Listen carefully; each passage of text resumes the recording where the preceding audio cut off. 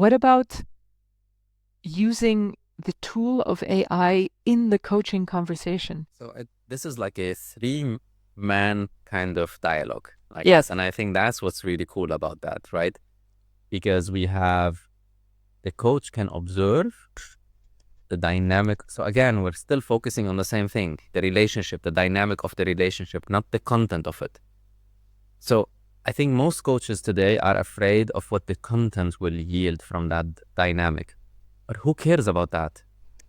Right? That's not what is important. What's important is the dynamic of the relationship in that 3-way conversation. And that's extremely valuable for you, as it should be extremely valuable for you as a coach. Because you're able to observe not only what they are doing, right, but how they are reacting to it, and how that, and then you can introduce yourself in that conversation, or vice versa.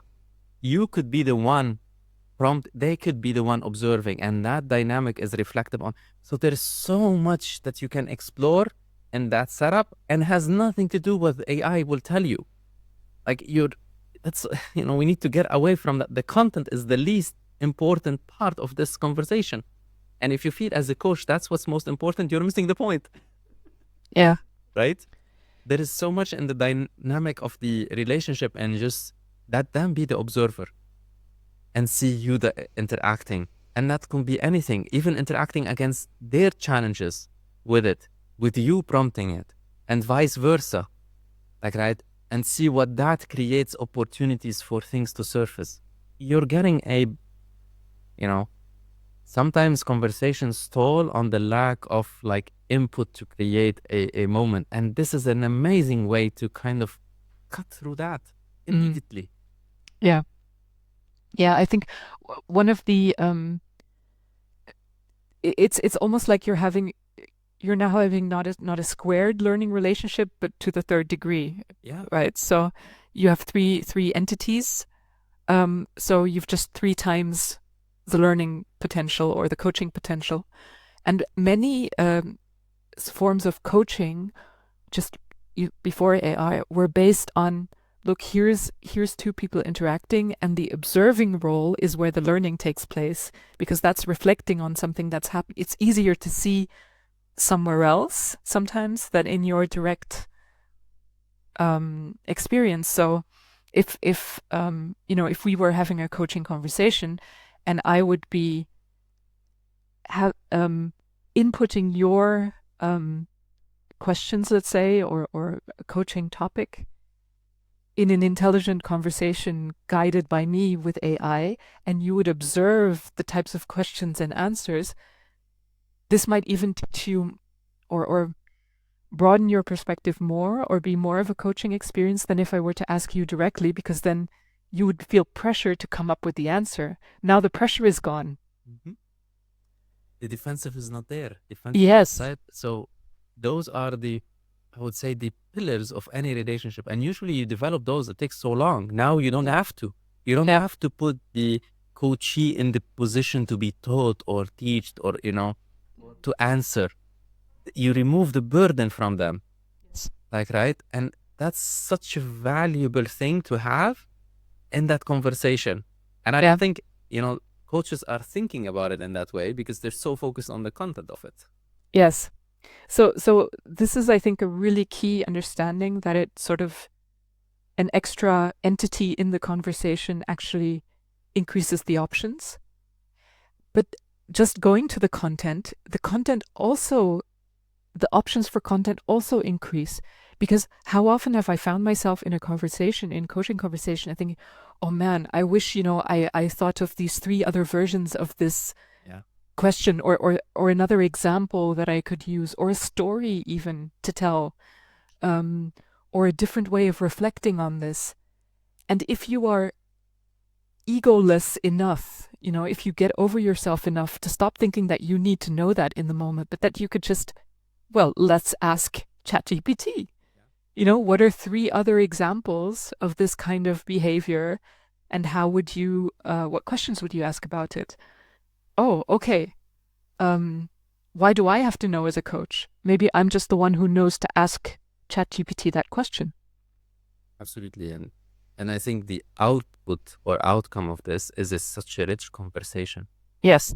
Like, right, the end of the day, I think what's most valuable for the coachee, and I think for the coach, is to get to that level of richness Yeah. in the dialogue. Like, right, that's the most valuable, and not to necessarily stagnate on one thought process or idea and like mull through that and you know, as you said, the dynamic of 3 is much more powerful than the dynamic of 2. Dynamic of 2 is limited on so many ways because there's always one attacking and one defending. If you want to think about it at this, there is no one observing, which is the most important role at all in this, right? Where it removes so much of the tension, irrespective who's observing, because you can have the AI observing. Yes. You can be talking, it's listening, like, right, and tell it to interject only when it to, because you can have audio, you don't need to write. Like, right, and you can have that post. You know, most of these tools today are recording live, transcribing live, and then you can ask live. You don't need to have to wait till the end. You know, you can, in the middle of the session, you've talked, and then like, right, so the AI was observing, you two like were talking, or other way around. Like, the combination is just like exponential at this point, right? Yes. The variation of things that you can do goes exponentially. Yes. And also, so I think taking this pressure off the coachee is a very powerful move, because that's what we're often trying to do. But as you said, you have to build up this trust, and it takes a while. So now you can do it immediately because it's not about them. It's about you conversing with AI about the same topics that they have, but they don't feel directly addressed. So it puts the coach in a vulnerable position. That's like, right? It's gonna put the coach in a vulnerable position, and that's whether are they able to handle that or not. Yeah, and only in a vulnerable position if there is vulnerability there in the first place. Because if there is any form of uncertainty about my value, my worth, what I bring to the table as a coach, then it's a threat that a bot might do that better than me. But if it's no longer seen, so I think in the last post on LinkedIn, I said it as, why not use this much more powerful language model in addition to the one that you carry in your brain? Which is tiny, the little walnut. Why not make use of the huge watermelon? That's that's sort of like it's an augment to you. And if you're not if you're not insecure about the fact that you're only a walnut brain, then who cares, right? You're just adding to the experience of the coachee and offering more value. And there is, so I think these types of shifts are really key. But again, we don't have the examples. We need to start. We need to start creating and understanding how this works in practice to be able to fall in love with it, I guess, because I guess that's what's needed, instead of fearing it, to fall in love with it. No, I agree. And I think part of it is like, because we're questioning the value, and I think the value is not understood. And that's why we have to showcase, because frankly, this should have been obvious. To be honest, right? It should have been obvious that the dynamic of the relationship towards anything is the key value in that coaching session. Like, right? And you want to, most of the things is, you will not get anything good unless the dynamic or the understanding of those relationship matures, whether it's between a 1 to 2 or like, right? And if that's that's the key point that you're trying to achieve, then you wouldn't worry about AI whatsoever. Actually, like, right? So it's interesting that it's kind of going back to the basics. Not necessarily, actually, we're not going far. We're going back to the foundations more than anything else, because I think the foundations are messed. Like, right? Because it's the relationship that you're trying to mature, regardless, to get somewhere, right? Because imagine the alternative: a coachee doesn't trust you, or you as a coach do not trust yourself. Like, right? Good luck having any coaching session which is meaningful. Like, seriously.